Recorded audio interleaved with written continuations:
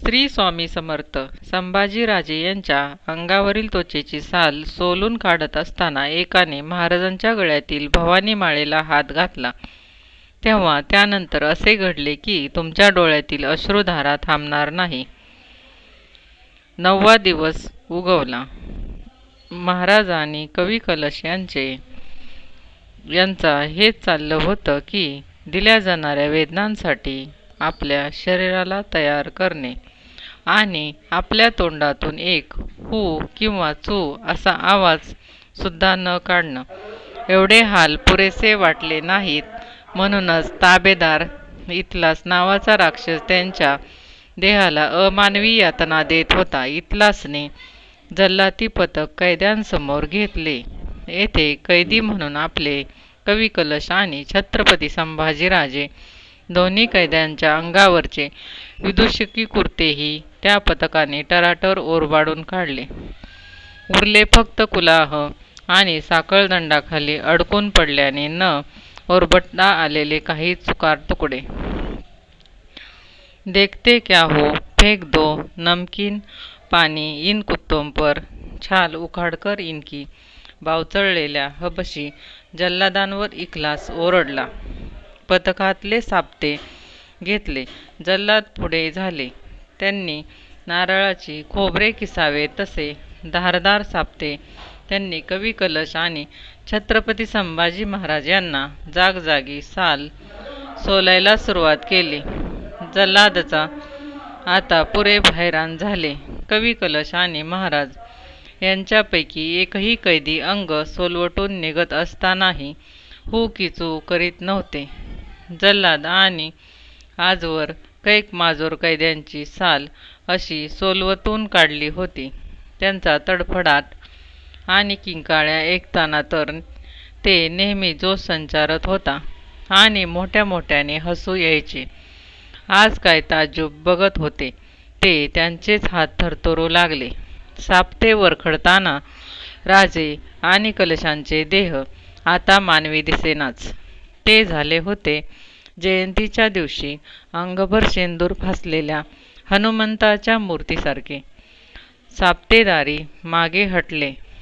तख्तासारखी तांब्याची बगोली म्हणजेच पातेले घेतलेले हबशी पुढे झाले. त्या पातेल्यात भरले होते मीठ. पाणी तवल्या धावेवर सुताराने चारी बाजूंनी पाणी शिंपडावे तसे मीठ आणि पाणी शिंपडत होते. असं त्या हबशांनी हातातील भांड्यातील मीठ पाणी राजे कलेशांच्या सोलवटलेल्या देहावर शिंपडाव करायला सुरुवात केली. सुताराच्या पाण्याची चरचर भोवतीच्यांना ऐकायला येत हो असते, पण या मीठ पाण्याची चरचर तशी कोणालाच ऐकू येत नव्हती. उभ्या अंगाला शेकडो सुया भोकसल्यागत वाटत होते. ते फक्त राजे आणि कवी कलेश यांना देहांचे आगडोंबी कुंड झाले होते. त्यांच्या गच्च मिटून होणाऱ्या वेदना मिटवाव्यात तर महाराजांना डोळेही नव्हते. तरीही लाटाच लाटांवर डुचमळत्या तळ्याकडे बघत शांतपणे आपली पिसे साफ करीत खंड्या पक्षी काटच्या फांदीवर बसावा तसे ते देहाच्या वेदनांकडे पूर्ण अलिप्त मनाने बघत त्याच्या काठावर शांत बसले होते.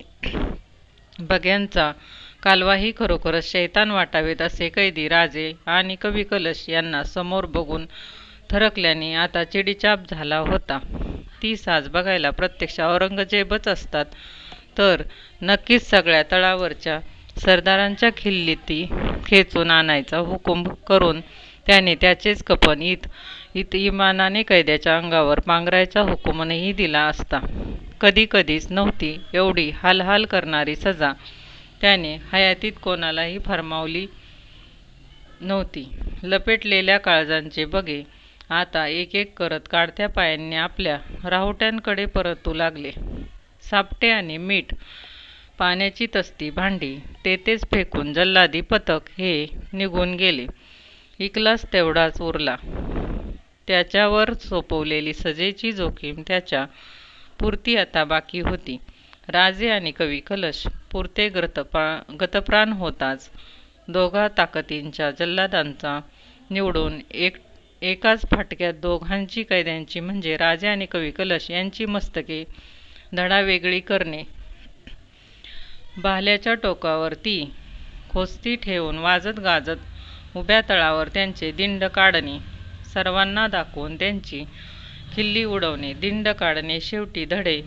एकीकडे साखर दंडात पडलेली ती मुंडकी तळाबाहेर कुठेतरी कोल्ह्या कुत्र्यांनी खावेत म्हणून भाल्यासह फेकून देणे. पण या इखलासच्या आखरी जखमेलाही अद्याप अवकाश होता. सजा दिल्याच्या तणावाने इखलास एवढा थकला होता, क्षणभर त्यालाच वाटले आपणही जखडलो गेलो. न दिसणाऱ्या एका खांबाला तो दोघांकडेही तसाच बघत राहिला.